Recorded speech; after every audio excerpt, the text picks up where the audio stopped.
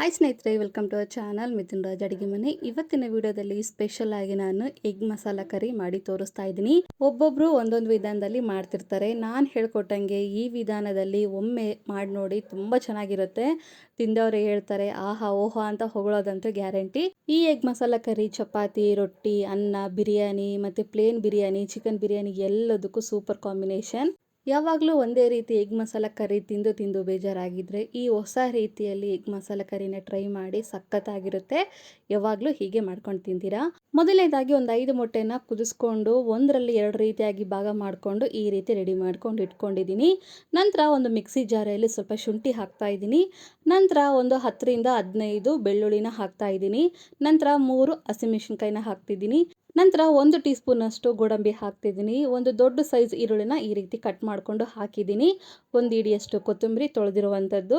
Next ಸ್ವಲ್ಪ ಅಂದರೆ ಸ್ವಲ್ಪ ಪುದೀನ ಹಾಕ್ಕೊಳ್ಳಿ, ಜಾಸ್ತಿ ಹಾಕ್ಕೋಬೇಡಿ, ಇಲ್ಲಾಂದರೆ ಎಲ್ಲ ಪುದೀನ ಫ್ಲೇವರ್ ಆಗಿಬಿಡುತ್ತೆ. ಸ್ವಲ್ಪ ಹಾಕ್ಕೊಳ್ಳಿ. ಪುದೀನ ಹಾಕ್ಕೊಂಡಿದ್ಮೇಲೆ ಸ್ವಲ್ಪ ನೀರು ಹಾಕಿ ನುಣ್ಣಗೆ ರುಬ್ಕೋಬೇಕು. ಎಷ್ಟು ಸಾಧ್ಯನೋ ಅಷ್ಟು ನುಣ್ಣಗೆ ರುಬ್ಕೊಳ್ಳಿ. ಆ್ಯಂಡ್ ನಿಮ್ಮೆಲ್ಲರ ಹತ್ರ ಒಂದು ರಿಕ್ವೆಸ್ಟ್, ನನ್ನ ಚಾನಲ್ನ ಮೊದಲನೇ ಬಾರಿ ನೋಡ್ತಾ ಇದ್ರೆ ಪ್ಲೀಸ್ ಎಲ್ಲರೂ ದಯವಿಟ್ಟು ಸಬ್ಸ್ಕ್ರೈಬ್ ಮಾಡ್ಕೊಳ್ಳಿ. ಪಕ್ಕದಲ್ಲೇ ಇರುವಂಥ ಬೆಲ್ ಬಟನ್ನ ಕ್ಲಿಕ್ ಮಾಡಿದ್ರೆ ನಾನು ಯಾವಾಗ ವೀಡಿಯೋಸ್ ಹಾಕಿ ನೋಟಿಫಿಕೇಶನ್ ಬರುತ್ತೆ. ಇಷ್ಟು ನುಣ್ಣಗೆ ರುಬ್ಕೊಂಡ್ರೆ ಸಾಕು. ನಂತರ ಒಂದು ಕಡಾಯಿಯಲ್ಲಿ 4ರಿಂದ 5 ಸ್ಪೂನಷ್ಟು ಎಣ್ಣೆ ಹಾಕ್ತಿದ್ದೀನಿ. ಎಣ್ಣೆ ಸ್ವಲ್ಪ ಜಾಸ್ತಿನೇ ಹಾಕ್ಕೊಳ್ಳಿ, ರುಚಿ ಚೆನ್ನಾಗಿರುತ್ತೆ. ಎಣ್ಣೆ ಬೇಡ ಅಂದರೆ ಸ್ವಲ್ಪ ಹಾಕ್ಕೊಳ್ಳಿ. ನಂತರ ಒಂದು ಮೀಡಿಯಂ ಸೈಜ್ ಈರುಳ್ಳಿನ ಸಣ್ಣದಾಗಿ ಕಟ್ ಮಾಡಿಕೊಂಡು ಹಾಕಿದ್ದೀನಿ. ಗ್ಯಾಸನ್ನ ಮೀಡಿಯಂ ಫ್ಲೇಮಲ್ಲೇ ಇಟ್ಕೊಂಡು ಈ ಈರುಳ್ಳಿ ಕಂಪ್ಲೀಟ್ ಆಗಿ ಗೋಲ್ಡನ್ ಕಲರ್ ಬರೋವರೆಗೂ ಫ್ರೈ ಮಾಡ್ಕೋಬೇಕು. ಈರುಳ್ಳಿ ಎಷ್ಟು ಚೆನ್ನಾಗಿ ಫ್ರೈ ಮಾಡ್ಕೊತೀವೋ ಈ ರೆಸಿಪಿಗೆ, ಈ ಎಗ್ ಮಸಾಲ ಕರಿಗೆ ಅಷ್ಟು ಚೆನ್ನಾಗಿ ರುಚಿ ಬರುತ್ತೆ.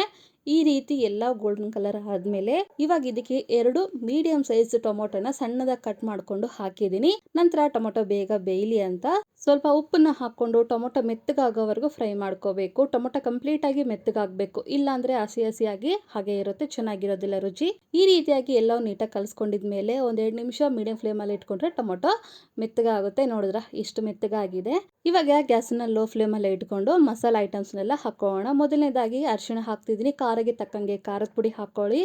ನಂತರ ಒಂದು ಅರ್ಧ ಸ್ಪೂನಷ್ಟು ಗರಂ ಮಸಾಲ ಹಾಕ್ತಿದ್ದೀನಿ. 1 ಟೀ ಸ್ಪೂನಷ್ಟು ಧನಿಯಾ ಪೌಡರ್ನ ಹಾಕಿ ನೀಟಾಗಿ ಕಲಿಸ್ಕೋಬೇಕು. ಖಾರ ಇಲ್ಲಿ ಸ್ವಲ್ಪ ಜಾಸ್ತಿನೇ ಹಾಕ್ಕೊಳ್ಳಿ. ಕಡಲೆ ಹಿಟ್ಟನ್ನು ಯೂಸ್ ಮಾಡಿ ಈ ಮಸಾಲ ಕರಿ ಮಾಡ್ತಿರೋದ್ರಿಂದ ಸ್ವಲ್ಪ ಸ್ವೀಟ್ ಆಗುತ್ತೆ. ಹಾಗಾಗಿ ಸ್ವಲ್ಪ ಖಾರದ ಪುಡಿ ಜಾಸ್ತಿನೇ ಹಾಕ್ಕೊಂಡ್ರೆ ಲಾಸ್ಟಲ್ಲಿ ಎಲ್ಲ ರೆಡಿ ಆಗೋಷ್ಟರೊಳಗೆ ಕರೆಕ್ಟಾಗಿ ಆಗುತ್ತೆ ಖಾರ. ಈ ರೀತಿ ಎಲ್ಲವನ್ನು ನೀಟಾಗಿ ಕಲಿಸ್ಕೊಂಡಿದ್ಮೇಲೆ ಇವಾಗ ಇದಕ್ಕೆ ಮಿಕ್ಸಿ ಮಾಡಿರುವಂಥ ಮಸಾಲ ಪೇಸ್ಟನ್ನು ಹಾಕ್ಬಿಟ್ಟು ಗ್ಯಾಸನ್ನು ಮೀಡಿಯಂ ಫ್ಲೇಮಲ್ಲೇ ಇಟ್ಕೊಂಡು ನೀಟಾಗಿ ಕಲಿಸ್ಕೋಬೇಕು.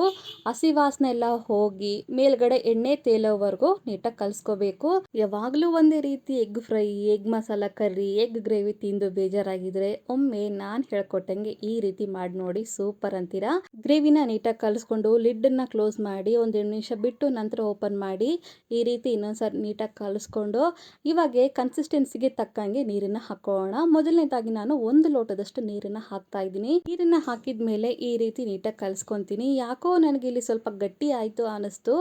ಯಾಕೆ ಅಂದರೆ ಲಾಸ್ಟಲ್ಲಿ ಕಡಲೆ ಹಿಟ್ಟನ್ನು ಹಾಕೋದ್ರಿಂದ ಇನ್ನೂ ಸ್ವಲ್ಪ ಗಟ್ಟಿ ಆಗುತ್ತೆ. ಅದಕ್ಕೋಸ್ಕರ ಇನ್ನೊಂದು ಅರ್ಧ ಲೋಟದಷ್ಟು ನೀರು ಹಾಕಿ ಇವಾಗ ನೀಟಾಗಿ ಕಲಿಸ್ಕೊತೀನಿ.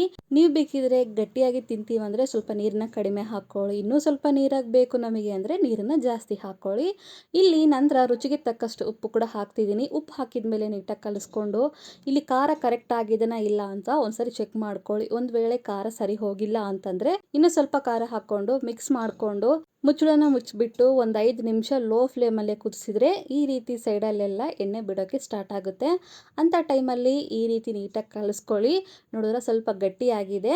ಅದಕ್ಕೆ ಫಸ್ಟಿಗೆ ನೀರು ಸ್ವಲ್ಪ ಜಾಸ್ತಿ ಹಾಕಿದರೆ ಈ ರೀತಿ ಗಟ್ಟಿ ಆಗುತ್ತೆ. ನಂತರ ಒಂದು ಬೌಲಲ್ಲಿ 2 ಟೀ ಸ್ಪೂನಷ್ಟು ಕಡಲೆ ಹಿಟ್ಟನ್ನು ಹಾಕ್ಕೊಂಡು ಸ್ವಲ್ಪ ನೀರು ಹಾಕಿ ಯಾವುದೇ ಗಂಟಿಲ್ಲದೆ ನೀಟಾಗಿ ಕಲಿಸ್ಕೊಂಡು ಈ ರೀತಿ ಗ್ರೇವಿಯಲ್ಲಿ ಹಾಕಿ ಈ ರೀತಿ ಕಲಿಸ್ತಾ ಇದ್ದಂಗೆಲ್ಲ ಗಟ್ಟಿ ಆಗ್ತಾ ಹೋಗುತ್ತೆ. ನೋಡಿ, ಕಡಲೆ ಹಿಟ್ಟನ್ನು ಹಾಕಿ ಎಗ್ ಮಸಾಲ ಕರಿ ಮಾಡೋದ್ರಿಂದ ರುಚಿ ಅಂತೂ ತುಂಬ ಚೆನ್ನಾಗಿ ಬರುತ್ತೆ. ಒಂದ್ಸರಿ ಟ್ರೈ ಮಾಡಿ. ಇವಾಗ ಮುಚ್ಚಳನ ಮುಚ್ಚಿಬಿಟ್ಟು ಗ್ರೇವಿನಲ್ಲಿರುವಂಥ ಎಣ್ಣೆ ಎಲ್ಲ ಈ ರೀತಿ ಮೇಲೆ ತೇಲೋವರೆಗೂ ನೀಟಾಗಿ ಕಲಿಸ್ಕೋಬೇಕು. ಇವಾಗ ನೋಡಿ ಎಷ್ಟು ಸೂಪರ್ ಆಗಿದೆ, ಕಲರ್ ಕೂಡ ಮಸ್ತ್ ಆಗಿದೆ ಅಲ್ಲ. ಇವಾಗ ಇದಕ್ಕೆ ಆಲ್ರೆಡಿ ಕಟ್ ಮಾಡ್ಕೊಂಡಿರುವಂಥ ಎಗ್ಗನ್ನು ಹಾಕ್ತಾ ಇದ್ದೀನಿ. ವಿಡಿಯೋದಲ್ಲಿ ನಾನು ಯಾವ ಥರ ತೋರಿಸ್ತಾ ಇದ್ದೀನೋ, ಯಾವ ಥರ ಹಾಕ್ತಾ ಇದ್ದೀನೋ ಅದೇ ಥರನೇ ಹಾಕ್ಕೊತಾ ಹೋಗಿ ಮೇಲ್ಗಡೆ ಈ ರೀತಿ ಗ್ರೇವಿನ ತಗೊಂಡು ಜಸ್ಟ್ ಈ ರೀತಿ ಸ್ಪ್ರೆಡ್ ಮಾಡಬೇಕು. ಎಲ್ಲ ಮಿಕ್ಸ್ ಮಾಡಬೇಡಿ. ಮಾಡಬೇಡಿ, ಯಾಕೆ ಅಂದರೆ ಒಳಗಡೆ ಇರುವಂಥ ಎಲ್ಲೋ ಎಲ್ಲ ಸ್ಪ್ರೆಡ್ ಆಗಿಬಿಡುತ್ತೆ, ಆವಾಗ ರುಚಿ ಚೆನ್ನಾಗಿರೋದಿಲ್ಲ.